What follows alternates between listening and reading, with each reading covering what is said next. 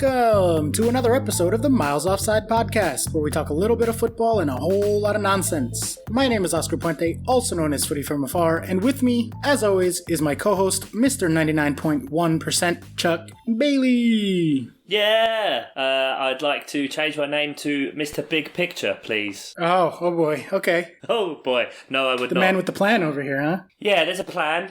It's not very good. Well, it is a good plan for a very small minority. Yeah. We are, as I'm sure some of you have already noticed, I'm going to have to get the bleep machine out for that, flying without our super producer, Mr. Stimson, today. So I will be on editing duty, so apologies in advance for the no doubt lesser quality, because I am not a super producer. So, Chuck, we're on an international break. Do you want to talk about the Nations League? Germany got their first ever win in the competition 3 years in. Oh, yeah. You'd think I'd care even about that. You think I'd maybe care about England beating Belgium. Don't. Whole thing dumb. Yeah, bad. We can universally condemn Condom? The decision to play these, because it's just a petri dish of disaster. We already have, 3 guys from Liverpool. The entire Wolves squad is going to have to isolate after Ronaldo came down with his case, and they were all out to dinner the night before. Co-Ronaldo? Hey, there you go. CR19? Yep, saw someone in the Patreon say CR19. Yeah, I know, I wasn't going to mention it. I was just going to steal the joke. Well, they're the ones that, support us. So we love our Patreons. So we're not talking international, because that's bullshit, and it shouldn't have happened, and even if it was entertaining, we wouldn't know, because nobody watches those matches. Who watches it? Why play international friendlies? Why put a friendly in there? Why, what?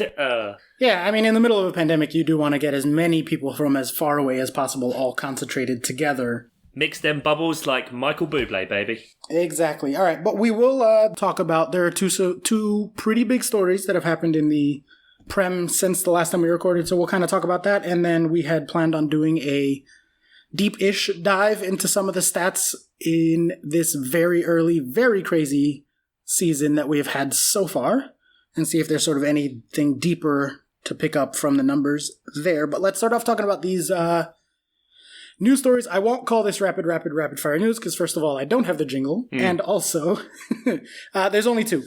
So the first one, Premier League games not selected for broadcast in October will be available to fans on a pay-per-view basis. The 5 fixtures per round not already picked to be shown live will be available on BT Sport Box or Sky Sports Box Office, priced at £14.95 per match.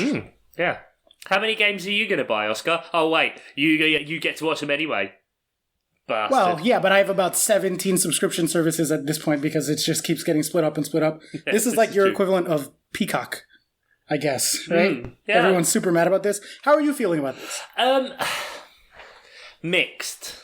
I feel mixed. Okay. Because here's the thing. I mean, should the greed, and obviously we'll get onto the next bit afterwards, should the greed surprise you? No. Should the viewed necessity to build up the revenue streams again for all the clubs surprise you? No. Is the price tag of £15 for one game, does it reek of a bunch of millionaires getting in a room and not knowing how much shit actually costs? Yes, just a little bit. Twice the monthly subscription for Netflix is for what you pay for one game. Now, on the other side, it is what people have been asking for in the past, in that you would never get to watch these games on TV anyway. So a lot of the reaction to it has been a bit like, oh, they're taking all the football off the telly and charging us. It's like, no, you do still get, especially over here. And I know it's hard for you, and it's really weird, especially for the American listeners, because they're just like, well, yeah, I get it with some of my phone contracts and can watch every game, and the 3 o'clocks, and it doesn't exist. So it's hard to kind of make everyone understand the two sides. But it's a bit like, it doesn't surprise me at all. The price tag is hefty. Don't get me wrong. So is that what you think everyone's pissed off about? If this was £10, would this not even be a story? The Premier League clubs voted 19-1 in favour of the move. Leicester were the only ones who voted against it, probably in a bit of PR on their part. That is full spin. That is full. Leicester have a good name as a community and a well-run club anyway. But if you go round and know, that everyone is 100% going to vote for it. Like, some voiced their concerns, etc., and then still voted for it anyway. But Leicester can just go, well, we know it's going to pass. We can just make ourselves look really good here and say no. And then our fans will be more likely to pay the £15 for the games that, we aren't there. But you wouldn't have got to see these games anyway. Yes, that's my point, right? Like, these weren't going to be on TV, right? No, they weren't. Just don't pay the £15 exactly. And nothing changed in your life. So the argument that gets added in, which is this will just lead to more pirating of games, is complete bullshit, because the same people will pirate the same games. I don't think, like, if you're not going to pirate a free game, you're not going to start pirating them because it's £15. Right. Like those two things to me are there is no connection there. Do you think they had like away tickets in mind when they set it at £15? I'm trying to make the equivalent to like Mulan, right? Mulan came out and they were charging $30 a pop to rent it on Disney Plus. I think it was £20 here. Yeah, it was. I'm pretty sure it was $30 over here, which is like obviously seems insanely high to rent something when you're used to going on Amazon. Even if it's something that's not on Prime, you're like $4.99, $3.99. Fine, pop it on. Great.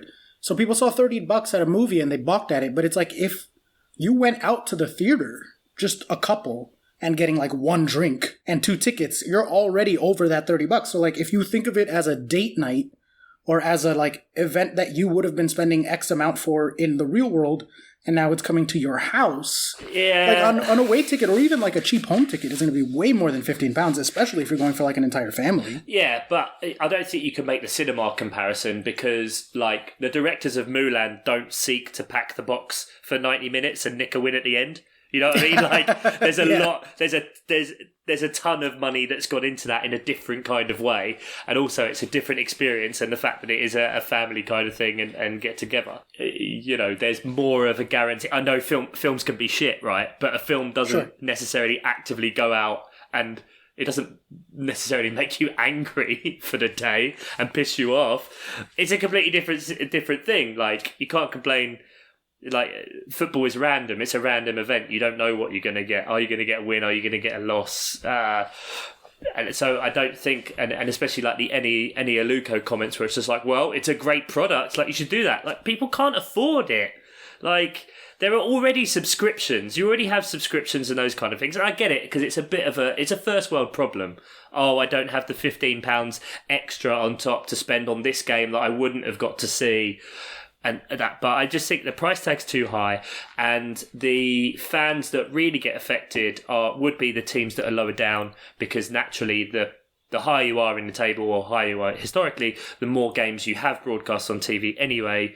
So it is kind of to help out the lower teams, which is why it's... I get it. I just think it's the price tag's too high. I think if you brought it, let's say, if it came in at $7.95, you'd probably get more than double the amount of people streaming it than you would if it was $14.95. Yeah, I think even at $9.99, it's that mental sort of thing. When I was studying economics when I was in grad school, there's a subfield of economics called behavioral economics that just basically sets up like little experiments to see how psychology really affects your decisions in, buying and consumer. It's huge money in it. Even just the layout of supermarkets based on yes, to trap men in there for the longest, women in there for the longest, the way they design it, the ages of people, what they have positioned where, like. And one really interesting study that they did that I remember reading was they set up these bottles of water, just like generic plastic bottles of water. And it was like they tried selling it at, let's say $4 a case or whatever, and like no one was buying it. And then there was another one that was also for $4, but the sign said $7 crossed out, $4 on sale. And they sold like twice as many water bottles from the fact that people thought they were getting a good deal. Yeah. Whereas otherwise, normally they weren't willing to spend the $4 on the water. And I'm wondering like how they could apply. It just seems like it's more of a problem to me, at least it looks like, with the price point and the like sheer nerve of them doing this in the middle of a pandemic than the thing itself. And I'm wondering like how they could have spun it to make it not so like, just have everyone clutching their pearls and being like, oh my gosh, how could they? Yeah, no, there shouldn't be. You can't be churlish in that way and pretend like it doesn't surprise you. But you can. I mean, could they take a step down from here and say they'll lower the price? Possibly. Is it going to be like the discount water where they were always planning on doing it at £10 and now they're just going to go down? I mean, it kind of links with what will be the second story, but, you go in for a bid where, when you go into a salary negotiation or if you go into buying something, you start at the extreme where you wishful thinking. If the salary advertises for 30,000 and you say, pay me 40, right. Because what you actually could do is think, well, 34 would actually be quite good, but let's see, you never know, they might say yes. Or the same, if you're buying something, you go in low and, less than you would pay anyway. That's barter in 101, baby. So it'd be interesting to see if they do that now, that the position would always be to go lower. But I mean, if the money is going directly to the clubs, I can see both sides, but I just think what it ultimately boils down to is, like with anything to do with money, that there is no right that you own over it or God-given reason like you have to or you're entitled to it. If you think it's worth your money, pay it. If it's not, don't. Right, and that's kind of where I'm at, because like a month ago, everyone was just like, oh man, I wish I could watch these matches. They're not going to be on TV. So annoying. They were saying before, what if the Premier League started their own thing where they just did a pay-per-game subscription thing? Oh, look, they've done it, but people aren't happy with the price point. That's it. Everyone's been asking for this. You would never get to watch these games anyway. They did it during lockdown, fine. To be honest, like the staggering of games back to back to back to back, like I don't enjoy it. I don't know whether it's a fantasy football thing. I don't know whether it's just an exhaustion thing. But even on my days off when I'm watching it, I'm like, it's too much. Like the fact that there's nothing else you can change to at the same time. Like if you've got a boring game, that's it. You're stuck. You're locked into that game. You're done. There's no goal rush. There's no nothing. Same thing here, though. Imagine paying £15 to watch West Brom Burnley next weekend. Like, no, thank you.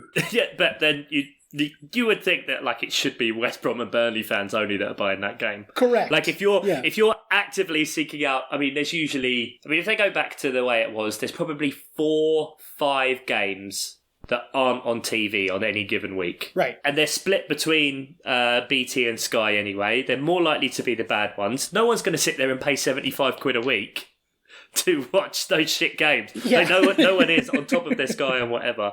You think it's just a Twitter thing, or are people like? Are you hearing people talking about it actually in the real world over there, or is this just a classic case of like 5 people on Twitter making a big stink and everyone thinks it's a bigger deal than it is? You mean like everything? Like everything, yeah. like us. We are that. We are sort of that. I think to an extent. I think it's more.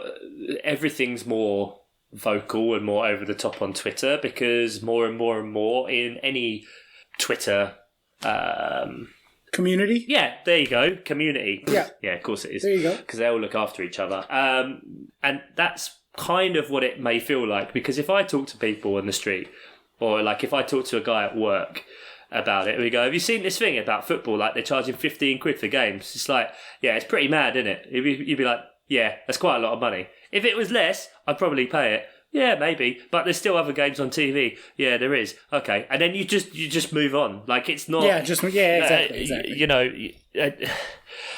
You think football's about the 11 guys on the pitch, but it's not. And it's not at any level, because that's the reason why, as we'll, you can move us on to whatever. This is why these clubs are going out of business. This is why they're having to think about all these business decisions, etc., because it is not just about the 11 guys that run around on the pitch as much as you have that dream and that childhood ideology about how incredible it is and whatever. Like, there's a fuckload that goes into it, and it's just like any other business.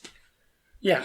All right. Well, let's transition there to the next one then. I'm going to sort of lead into, obviously we're going to be talking about Project Big Picture, but I'm going to lead into it with this specific story from the BBC.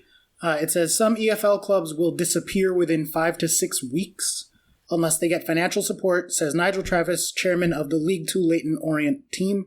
Along those same lines, we also saw, or we heard rather, I should say, Darragh McAnthony, our beloved chairman of the Posh, say something along those same lines. He says that he would expect clubs to start going under by December, January, if there's not a huge cash investment, basically like right the fuck right now. Yeah, and there would be, and it's...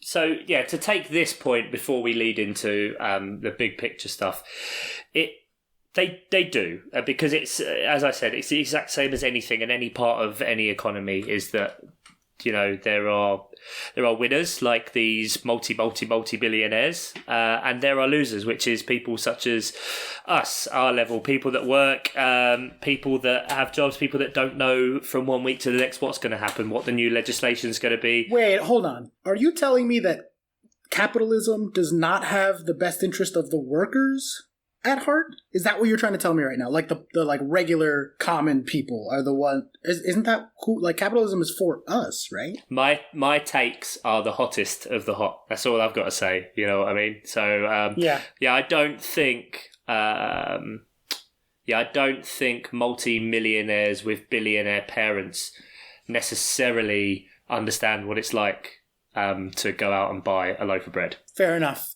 So, all right. So that's sort of the EFL side of it, right? Yeah. So the EFL does need a cash injection, and we should protect these things like with anything. And you know, people give to charity and support food banks, and various other food companies have had like incentives, and I've seen quite clever things where it's like someone can buy a coffee or a meal for someone and write a note on a post-it and leave it on a wall somewhere, and if you're like struggling, you can pick off that post-it and then you can redeem it for a free meal and paying it forward and those kind of things. And I think we're seeing a lot more of that. But at the same time, to just ask for a load of cash, like, this is going to be horrible to say, but there is a good reason why there are a lot of EFL clubs, or there are a lot of businesses that even pre-COVID were having big issues.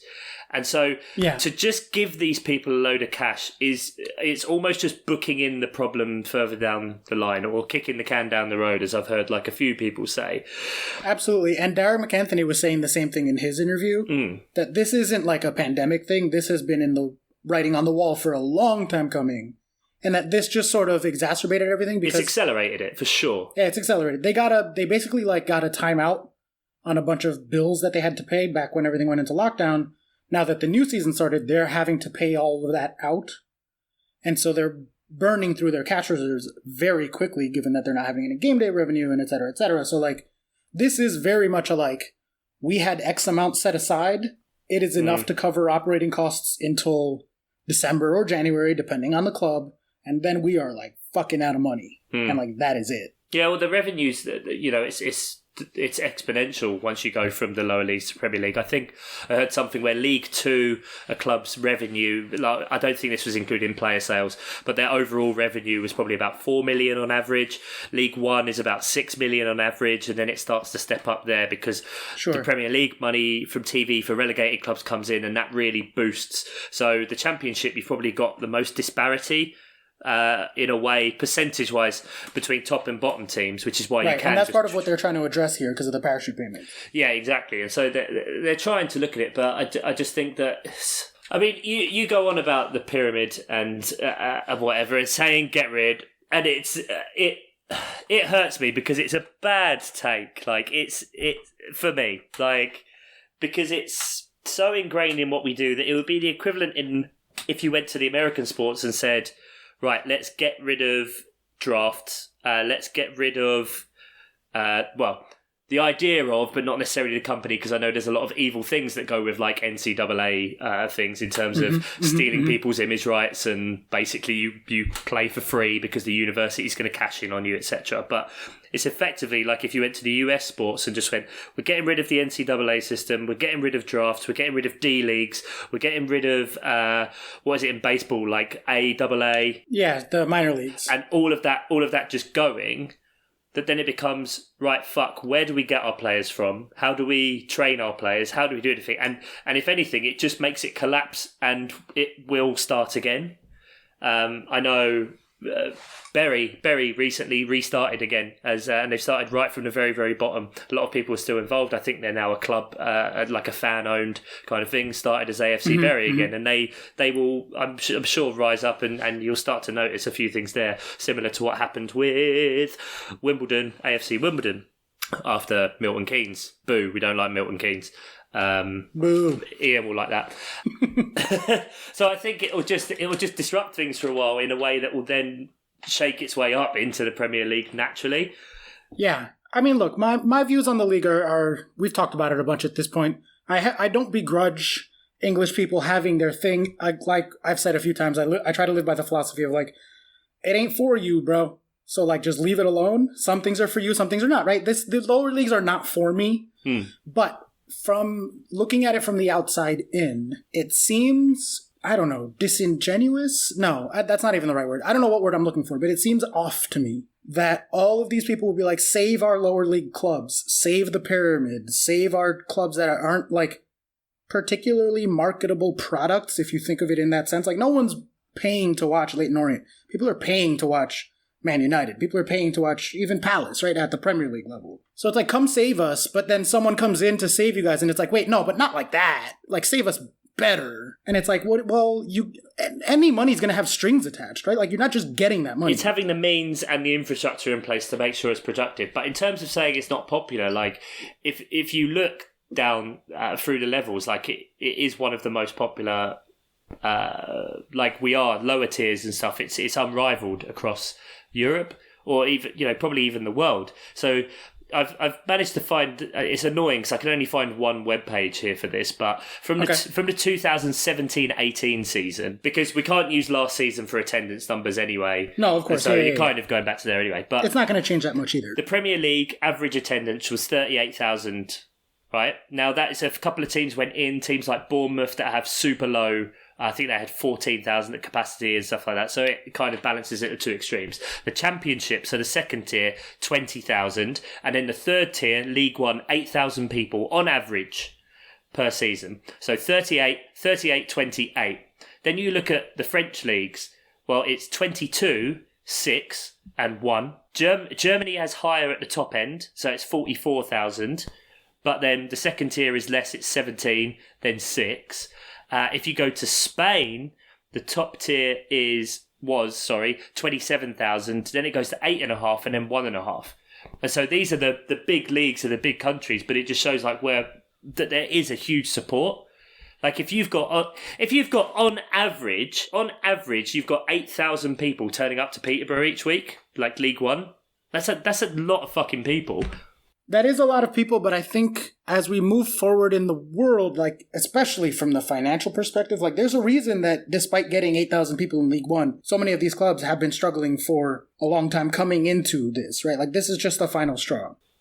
Actually, that's a good place to talk about we should start getting into some of the more specifics of this. And you talked about revenue, you talked about it being like a cash injection now versus like a future sort of more stable earnings, and that is part of the facet of this plan. So I'm going to talk about the like financials of it and how it applies to the specific issue of like saving the lower league clubs, and then we'll come back and revisit like how it fucks over a lot of Premier League clubs, and then sort of there's sort of one.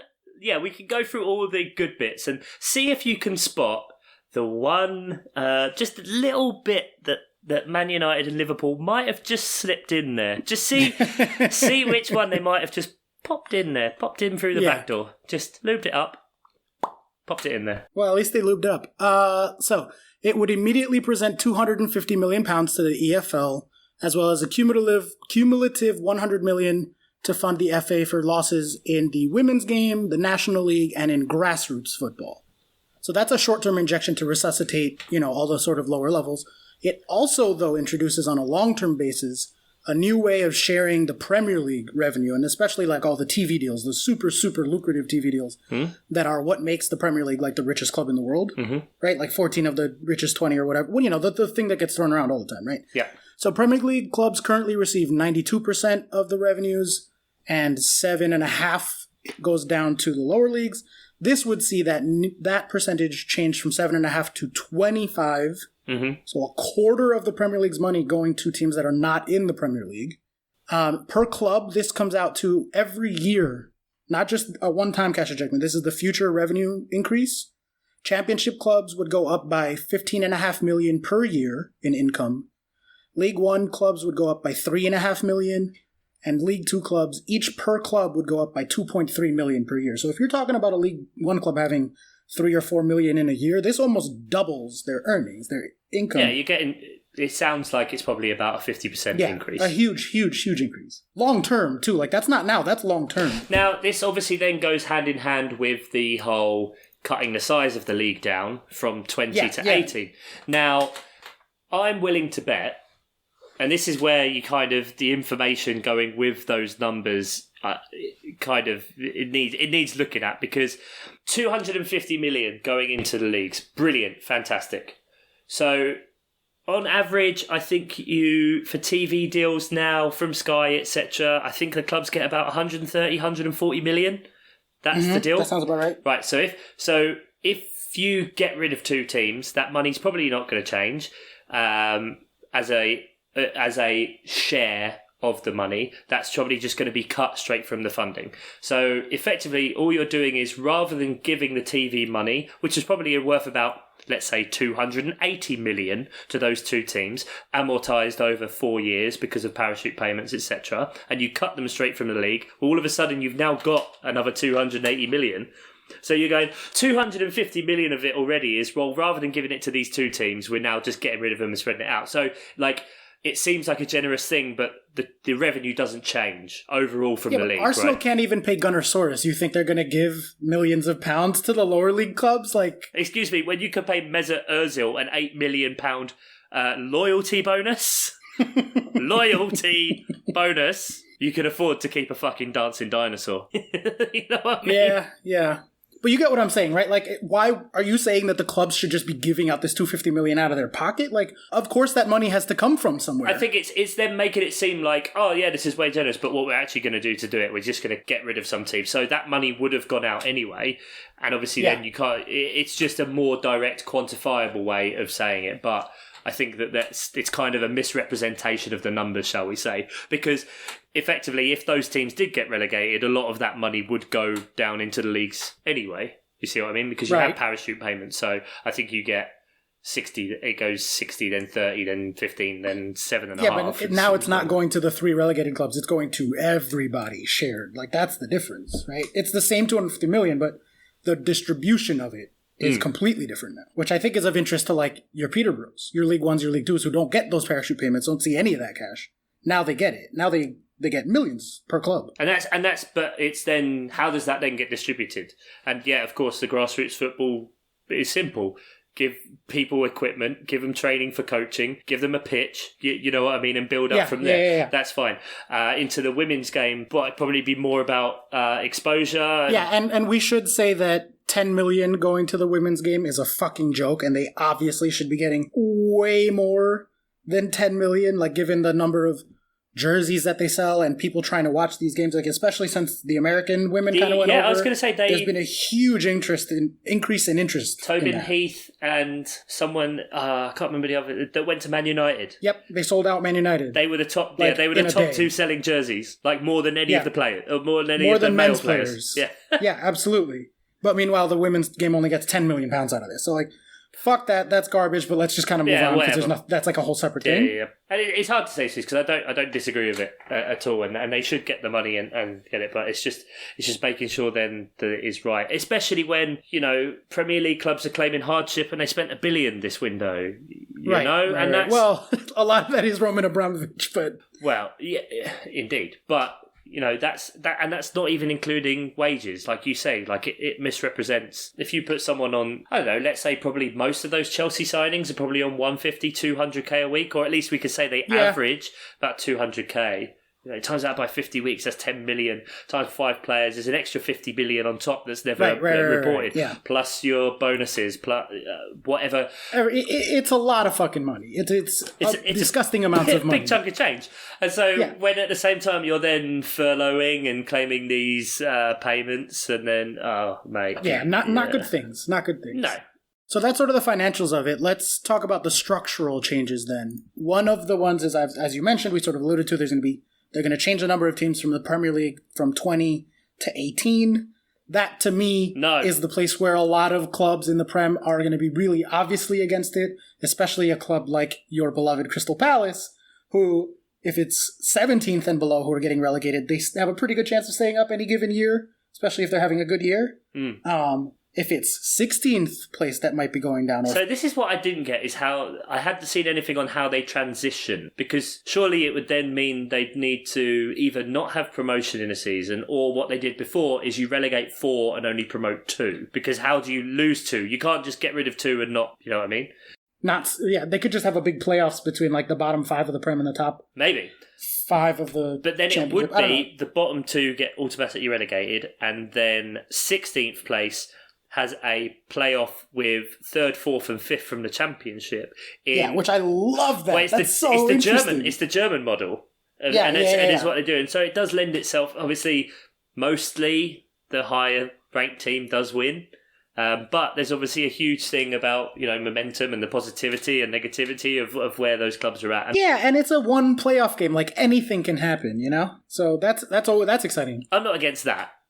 Like, if they brought it in now, the 18th place in the Premier League, like, right, you have to do a playoff with 3rd, 4th, 5th. Yeah, sure. I'm fine with that. But why do you need to cut it down? Like, and especially if the justification is potentially, so there's less games.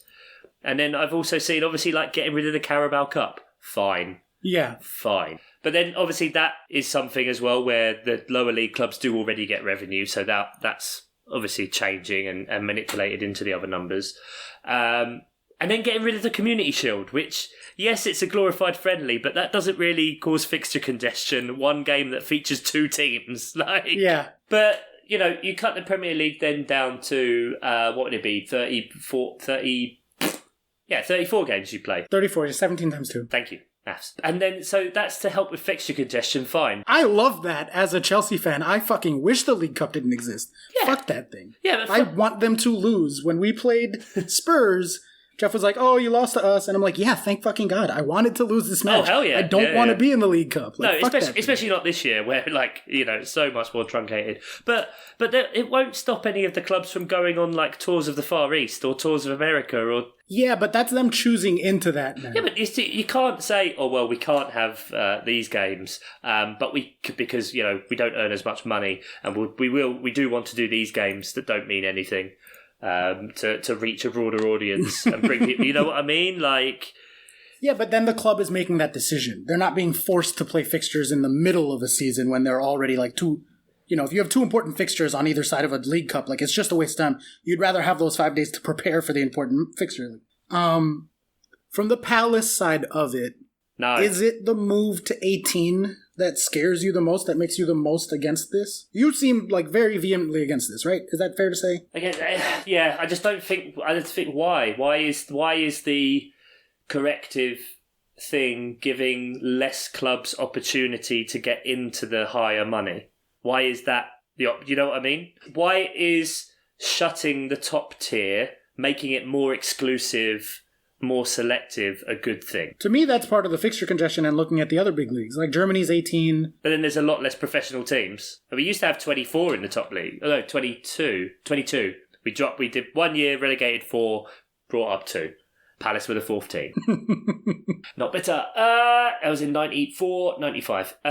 Yeah, I just don't think it's just doesn't feel right. It's taking away a couple of seats at the top table. Mm-hmm. It doesn't make anything like no, not for me. No, and I know we'll suffer. I know we'll get embarrassed and lose to a team that finished 5th in the championship and then get relegated. I don't want it. It's inevitable. I don't need it. Yeah, it's funny that, like, the teams, presumably the big 9 or the big 6 plus the 3 that have been in there the longest, which will rotate. Currently it's Southampton, Everton and West Ham. Which is hilarious because 2 out of 3 of those are genuine contenders every year for relegation. Right, so that's what I'm saying. West Ham voted against it despite being included in the big 9. Because they know if they get relegated, they're like, oh shit. Yeah, exactly. So to me, the clubs that should, like, most obviously be against this are your second bottom half of the Premier League, could get dragged into a relegation scrap if they're not careful teams.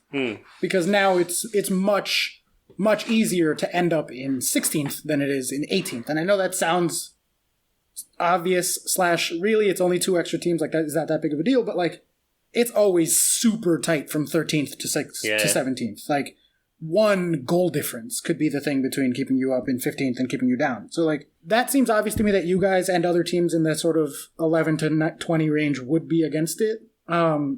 We should talk about the, like, structural, the power grab, the thing that most people, at least, seem to be up in arms about.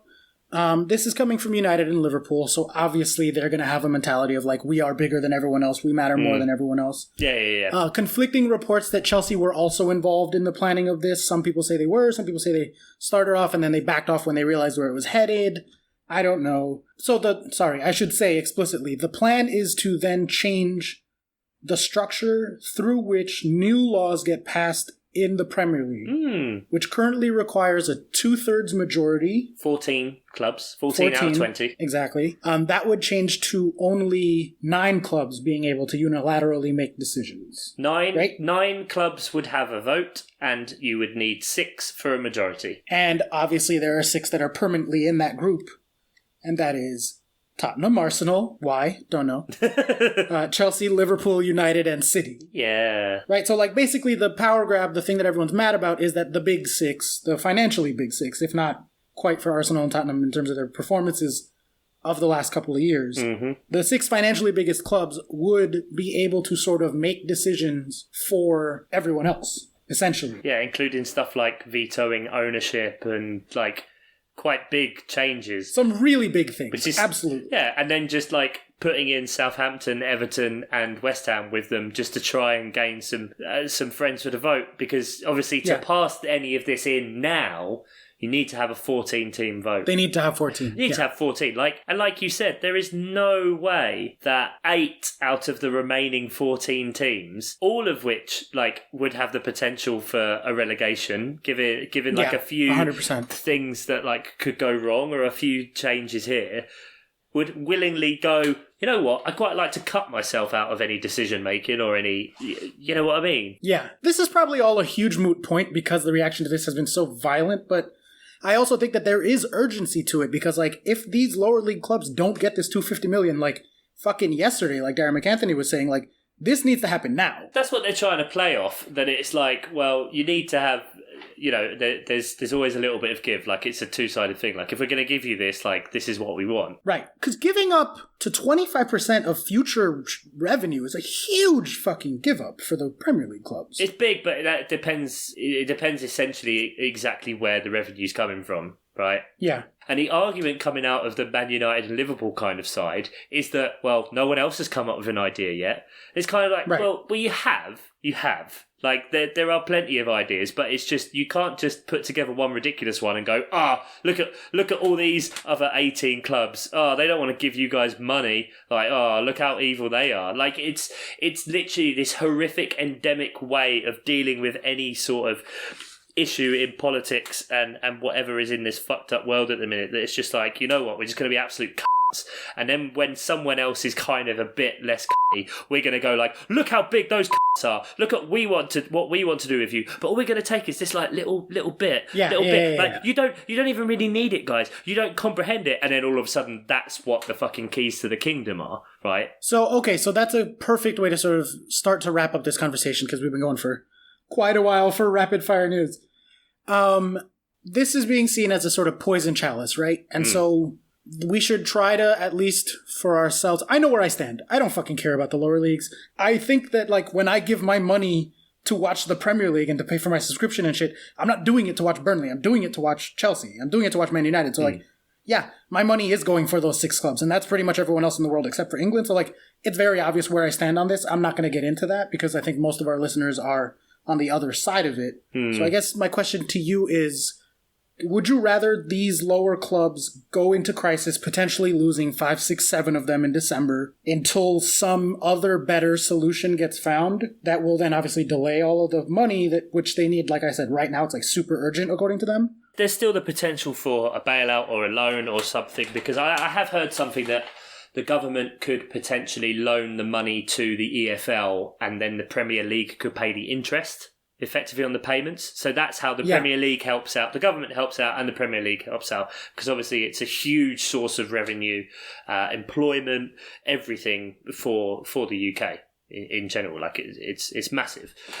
But I don't think we're anywhere near at the juncture that like those two things are the options right now. I don't think we have to give away everything, and I don't think that everything will be lost at the same time. You got to feel bad potentially, like if you're a Berry or a Macclesfield or whoever fan, you're just like, well, hang on, if you're now going to start talking about bailouts and giving a load of money, shouldn't we surely get it representative of where we were before?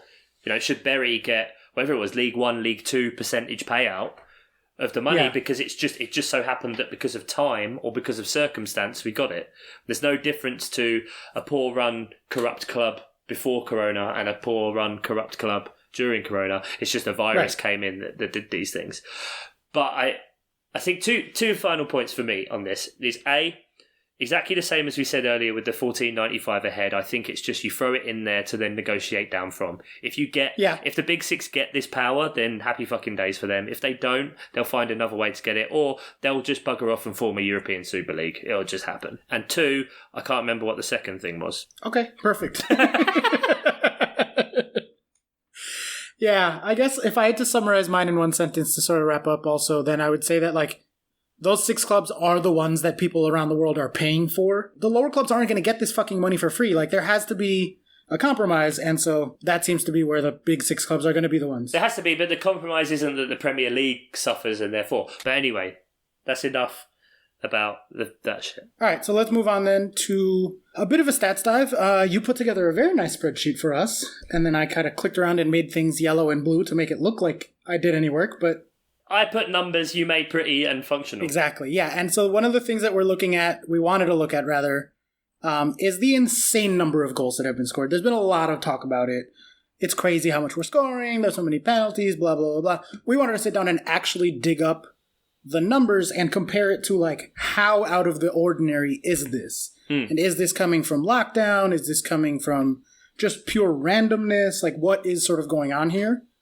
So I'll just throw out a couple of numbers to you about the per game averages of the Premier League last season as a whole during just Project Restart, so we can kind of see the effect of taking the crowds away.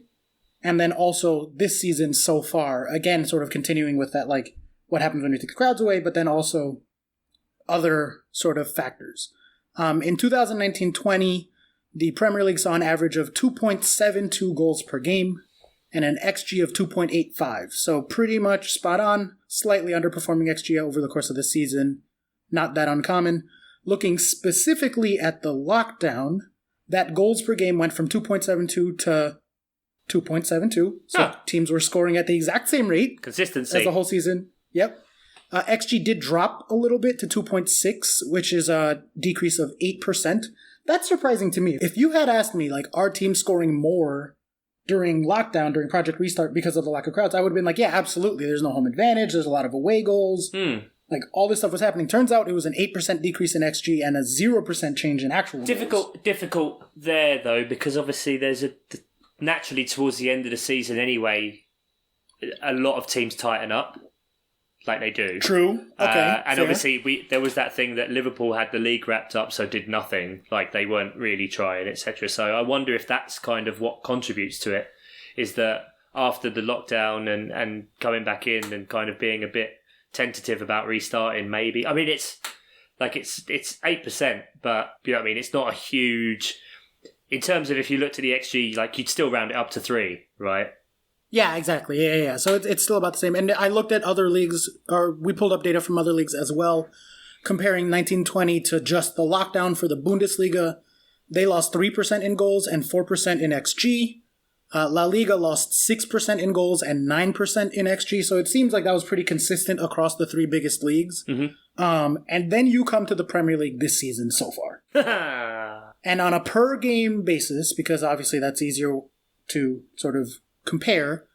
Last season, again, 2.72 goals per game. In the season so far, in the first 4 game weeks, it is 3.79 goals for an increase of 40%.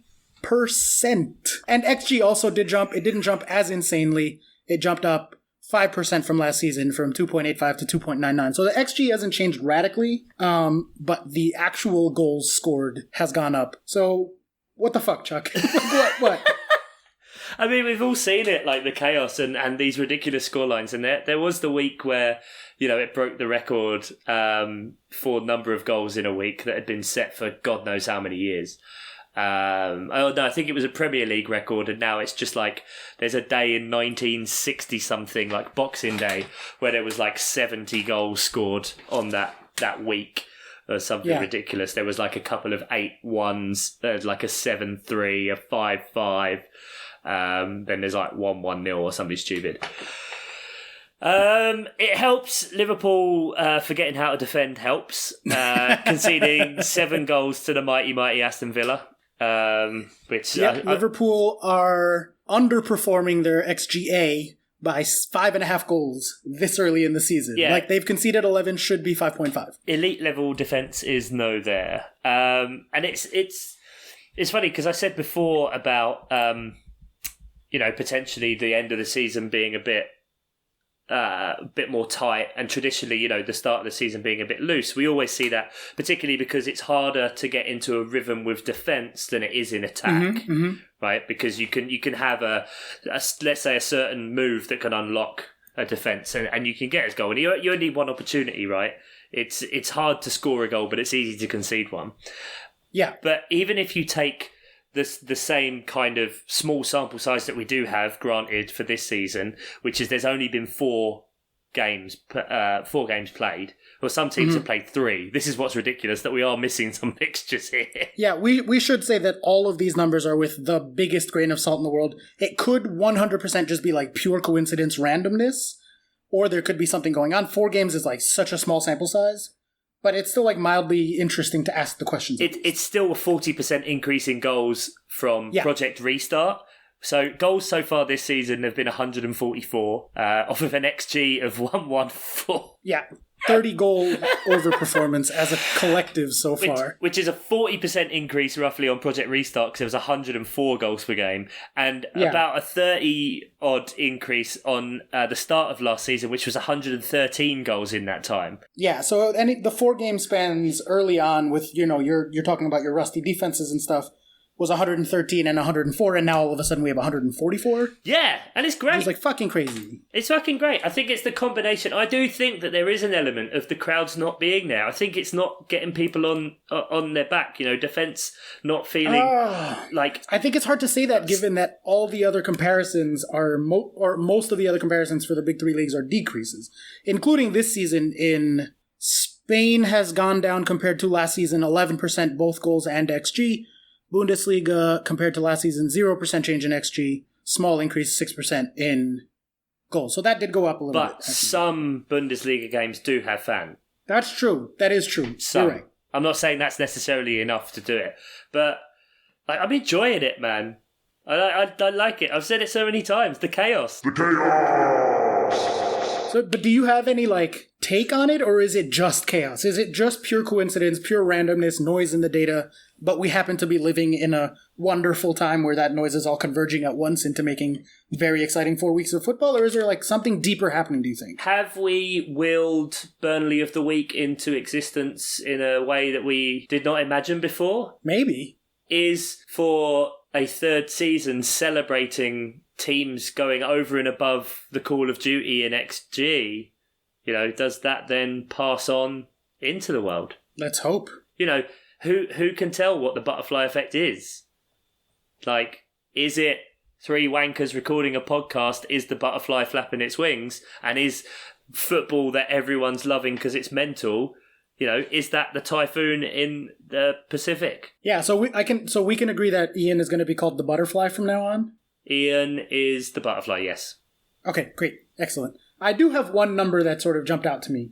And another thing that we have mentioned, that people have mentioned, in terms of going part of the way to showing where some of these extra goals are coming from, and that is the fact that there have been 25 penalties awarded so far in 4 game weeks. And I ran the numbers for last season, and so for last season you would have seen 9.4.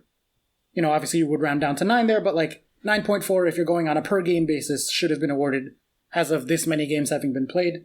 And if you look at the average for the last 5 seasons, it's 9.7. So it's between 9 and 10 penalties normally would have been awarded. We are at 25. So 15 Okay. extra penalties? Okay, so that accounts for like 15 of the 40 goal increase. Yeah. But do you think? exactly. What do you think? Then there's the other side to that. Then is because now everyone's so scared of giving away penalties that defenders aren't getting close to players because they feel that if they just get the ball blasted at their arm, they, you know what I mean? Like, do you think that? Yeah. Like those two things can also exist at the same time. There definitely could be causality there. Like, it 100% could be the case that because of the increase in penalties, now defenders are defending differently so as to prevent penalties, but therefore accidentally giving up more goals. And then you get Palace coming in against Chelsea. They're just like, no, we're going to do it the old-fashioned way and just kick people. It's like, we're not getting done for any more handball penalties. Thank you very much. We'll do it with kicking the way it was meant to be. So it's fun. Like, it is fun. And the penalty thing is kind of a chaos thing. But what about, like, we can talk about it in as an overall overview.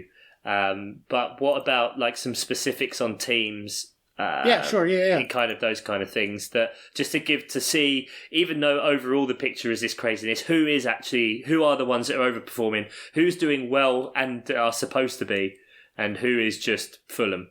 So Liverpool have the most underperformed their goals against. They've had 11 goals against, 5.5 xGA. But they're within one of their actual goals and half a point away from their actual point. So despite the XGA being so radically different, their expected points and their goals for pretty much exactly line up. If we're looking at points, the team that has most overperformed is, guess who? Mighty Aston Villa. Yep, and then Arsenal are the team that has most overperformed. Well, that's behind them. That's just what they do. Like, they overperform. You know, this has been the running theme for so many years, Adam. That they just do. They somehow shithouse their wins. They are the Burnley of the world. Yeah, and that somehow is very much named Pierre-Emerick Aubameyang. Maybe drying up and maybe not. We'll see. And Lacazette more this year. Like, Aubameyang's not really done much, but Lacazette's just like, still like, hey, remember me? I should play. Oh, I'm going into the final year of my contract. Okay. Yeah, people love a final year of their contract over performance. On the other side of it, we have Fulham, Brighton, and Sheffield United most underperforming. Brighton especially have generated 6.9 expected points, only have 3, and that is coming from a wild underperformance in their goals against, having conceded 10 and only conceded 5.7 XG. So they are wildly fucked in their goals against. Fulham just suck. And Sheffield are confusing. What's going on with Sheffield? Because they should have a win and a draw according to expected points, and they have 0 so far. Well, they didn't score a goal for 3 games. That'll do it. And then, like, in the 4th game, they did score 1, but still lost. Oh, okay. Well, Sheffield scored against Arsenal in the last game. Naturally. Because, it would be Arsenal. And so that's obviously going to skew things a little bit for them. Worrying that... So obviously, XG-wise, they're underperforming as well. Naturally, like I said, they've scored 1 goal, expected to score 3.5. Their lack of upfront talent has not been a secret, really. No, generating 3.5 is very bad. No, and obviously they have paid fairly big money for a club of their size for Ryan Brewster.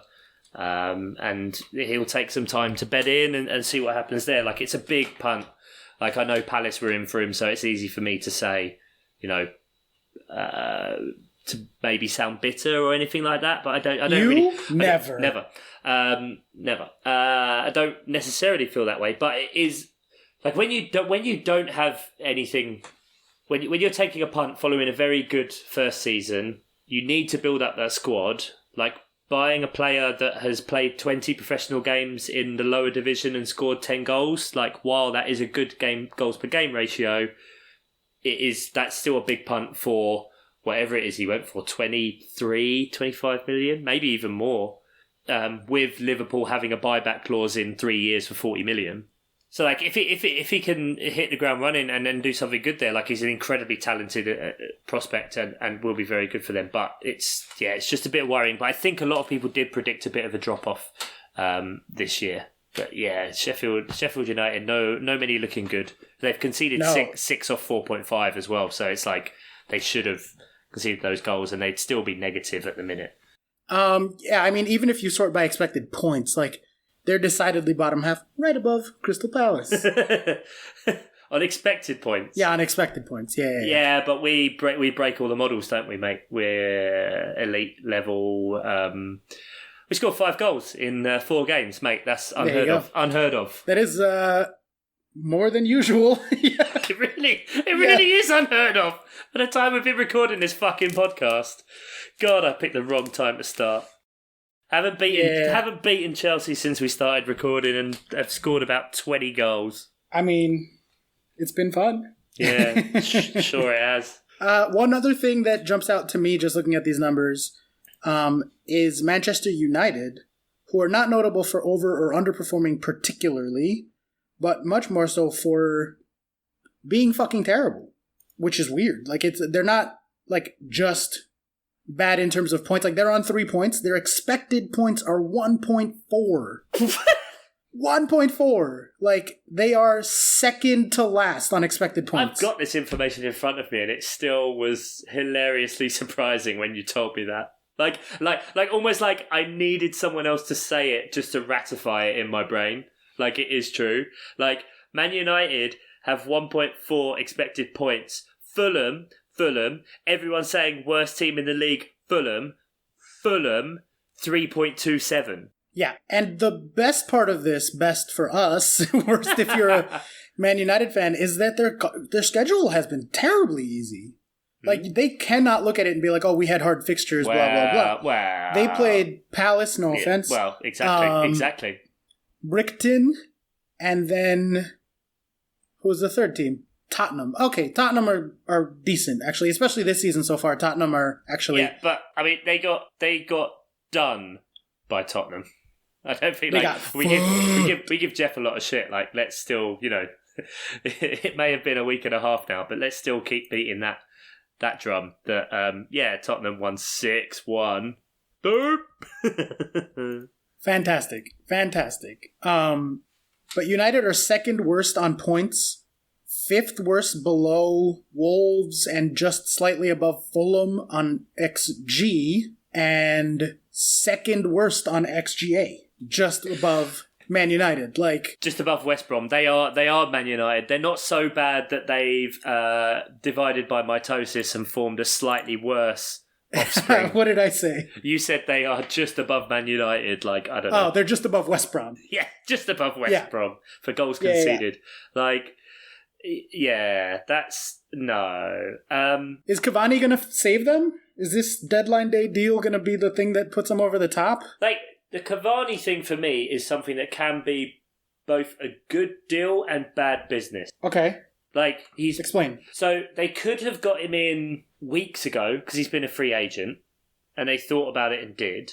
They want to build for the future, but bringing in a 30-something plus, 32, 33, even a guy in as good nick as he is, like, it's not a sustainable thing for the future. No, and he got, like, no minutes last year. His minutes played dropped off a fucking cliff. I don't know that they brought him in as, like, a starter, as much as coverage for when those guys are out with corona or injured or whatever the case is going to be, right? But if you look at his minutes for the last 4 seasons, it has gone down by increasingly large amounts every year. So in 16-17, he played 2,965 minutes, which is what a player gets when they play pretty much every match. The season after that, he got 2,600. Then in 2018-19, that dropped to 1,600. And then last season, 600 minutes. Yeah, that's a big like, that's no good. So if they brought him in as, like, depth, fine. Although they need him right now and he's still isolating. I just don't think... I think it's... The classic thing with United is that it's the stuff at the top. It's like once you get down to the nitty-gritty, it's easy to come in... And again, I'm sorry, but I'm going to put Lampard in with it. Like when you're in a bad situation, it's very easy just to go, right, let's just Let's just create good vibes. Let's be happy. Let's see how far that gets us for now while we make up a plan. And you can get by, and you know, it's like the new manager bounce. You always see that pretty much, unless it's like Frank de Boer, which, you know, it's just kind of flat lines. But then eventually you're like, well, as a player, especially, you're like, well, no, I want to know like what I'm doing now, like what I need to do. What is this team going to be? What do you want this team to be? And what are my exact, like, what is my tactical role, etc. And if you're not getting them provided with that, it then becomes a bit like, well, what am I doing? What are we doing? Do we just try and do our own thing? Are we then seen as snakes for going against the manager? Do we want this guy here? Do we want to get rid of him? Like, it causes a lot of problems. And I think that maybe that's what it is, that you had that little bit of a bump from Ollie when he first came in. You then had the first season, which had no real like the first full season, which had no real pressure. And then he did. It's weird as well, though, because they did do well out of Project Restart, like they really did. But yeah, they did as a microcosm, that was then a weird situation for everyone, right? There were, like I said, there were a lot of teams above that switched off, especially like Leicester, Man City. Just kept fucking up. I don't think that Leicester switched off. I hear everybody always saying that, and I don't mean to jump down to your throat about it, but like, they just had injuries. Leicester just were a worse team than they were before lockdown. Yeah. And they played like that. And now this year, with Chilwell, who was injured and now is gone, and similar sort of issues with personnel, I think they just got James Maddison back, right? He played like half a match so far, something like that. Yeah, but they replaced Chilwell with Castagna already, and he's like proven worth the money. I think they're just a worse team. Like, they have worse players, or they're missing their formerly best players, and I think they're just worse now. Sorry, that's my 2 cents on Leicester, because people are always like, oh, Leicester. I'm like, no, Leicester are Leicester. Like, that's just who Leicester are. But no, I just think it's potentially, is this now the catching up, and is it they aren't going to spend all this money on players because they don't know what direction the club's going to go in or who's going to be in charge, and are they actively looking at other people? Did Ole always know that it was a stewardship role? You know what I mean? Yeah. Did they say, look, we're going to give you a few years, but ultimately, mate, we don't... Like, there's zero track record, basically. Yeah, I think United were just too busy looking at the big picture very to get their transfers done this summer. But yeah, and then didn't. And they just didn't. They were just... I think they really genuinely thought that, like, the price on Sancho was just going to come down if they held out, and then it just never came down, and they were like, wait, what? Yeah, I did like the analogy that it was like Man United were playing a game of poker with someone who wasn't even sat at the table. Like, yeah, they're just like, they were trying to play all these mind games or whatever, and Dortmund are just like, what are you on about? Like, we're not selling him. Yeah, we're not selling him. Like, he plays for us. Like, we're not trying to get more money out of you. Yeah, if you want to pay, I don't know, 120 million, sure, there you go. And then that's it. Just walk off, done. If you don't want to pay the price tag, exactly. Happy days, gone. Man United, you don't have that pull anymore. So then it becomes, let's say if we get to 15 years since Man United won a title. You're like, well, you took the piss out of Liverpool, like, for 30, and you're halfway there. You know what I mean? Like, it's not a huge chunk of time in the grand scheme of things. So, but yeah, Man United are bad, many bad. Yep. And we'll leave that there. That was fun. Fixtures. Football is back. Proper football. Yay! Oh, they've put little logos on there for the BT box office and Sky Sports box office. Oh, are you looking at the FPL one? Ours says Peacock on certain ones, and that's when I know to be annoyed. Oh, they've changed when the Palace game was. Palace Brighton was on Saturday before. That's a load of bollocks. Now it's a Sunday match, and it's on Peacock in the US for our American listeners. And now I can't watch it. Fuck's sake. Well, anyway, Saturday, we start off with the friendly derby. Everton, top of the table, Everton versus, concede 1 million goals to Aston Villa, Liverpool. So this could be the most fun friendly derby we've seen. If Liverpool lose that, Oh, yeah. I would love that as the only person who thinks that Chelsea are going to be in the title race. Seeing Liverpool drop points would be delightful. Yeah. Good one, mate. Then we follow up. We're still doing back-to-back fixtures. Great. With Chelsea Southampton, which is on BT Sports box office, $14.95. Notable. $14.95. $14.95. Might be worth the price of admission this time because we are seeing Pulisic back. Ziyech is on the bench probably, and Mendy, who looked like it was injured, is not actually injured, so he'll still be around. And we have, I believe, other than like Billy Gilmore and some more minor injuries, this is going to be the first time that we are saying a full-strength Chelsea squad, if no one got coronavirus. Caveat. So, Ings hat-trick. Yeah. Then we have Man City Arsenal, the Pep Arteta derby. Then, on Sky Sports box office, 14.95. Newcastle versus Man United. They have nailed this. And then, on Sunday, the opening fixture on BT Sport box office, 14.95, guys. Sheffield United versus Fulham. That's the big one. Happening? What is happening? Yeah, this is what I'm saying. Like, no one's going to buy these matches anyway. These are all the crap matches. The like, game, they all won. God, I hope we don't lose. Crystal Palace Brighton at 2 o'clock on Sunday, followed up by Spurs West Ham, which could be an interesting game. West Ham have been in good form the last couple of games. Yeah, their front three look really good. Genuinely good. Mikel Antonio. And then Leicester Aston Villa is the last game, which 14.95. I know I'm beating the drum on this. And did you earlier joke saying as an example Burnley West Brom as paying 14.95? Because I did know that was coming up for the weekend. That is 14.95. It is, yay! West Brom versus Burnley. 15 English pounds. Yeah, I just picked the ugliest looking fixture in the upcoming round and was like, if you imagine paying $15 for that, someone will. There will be someone on Monday paying £15. Jesus Christ, they need to be investigated, those people. Fuck me. Just give that to charity, you guys. Just give it to charity. Give it to charity. Help Dr. Marcus Rashford feed the kids. Don't watch West Brom Burnley. I don't know, throw it in a bin, set it on fire. Anything. Anything. Anything. Fuck me. Oh, and then we finish the week with Leeds versus Wolves. That could be a good one. That could be, as long as Wolves a bit of a dip. Not fun. And Wolves might have no one to play. Yeah. Like, this is the problem as well when all of your players are from one nation, that they're in, you know, there's a big chance of infection. Like, if one country goes down, that's it, game over. No good. So, outside Palace, what match are you sort of looking at, or what's something that's sort of piquing your interest for this upcoming weekend? Oh, boy. I mean, it's... Obviously, Everton-Liverpool is going to be interesting, but beyond that?